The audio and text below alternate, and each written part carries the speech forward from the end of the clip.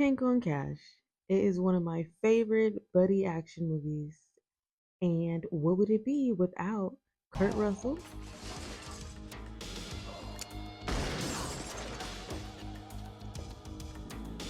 and Sylvester Stallone?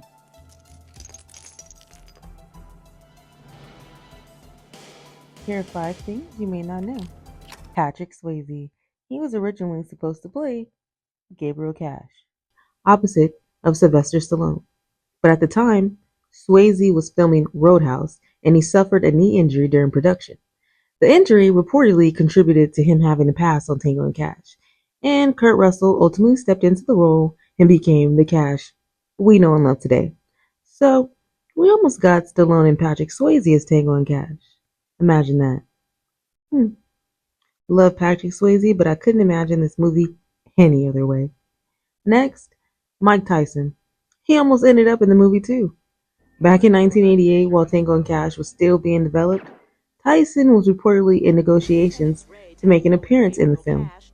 Obviously, that never happened, but at one point, there was a real possibility of Mike Tyson showing up in Tango and Cash. Third, as fun as this movie is to watch, apparently making it was an absolute mess. Andrei Konchalovsky, I'm sorry if I said that last name wrong, but he started the movie as the director. But he was replaced late in production after creative disagreements. So Albert Magnoli, who directed Purple Rain, was brought in to help finish the movie. And Peter McDonald, he also handled some of the directing work during the transition. As you may know, he directed Rambo, so him and Sylvester Stallone already had an established relationship.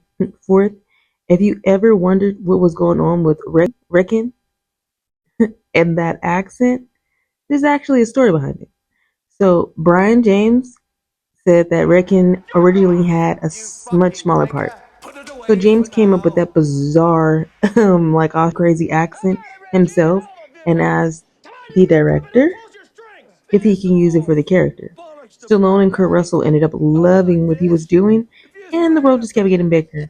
So what started as a small part turned into James spending around 14 weeks working on the movie and giving us one of its memorable villains.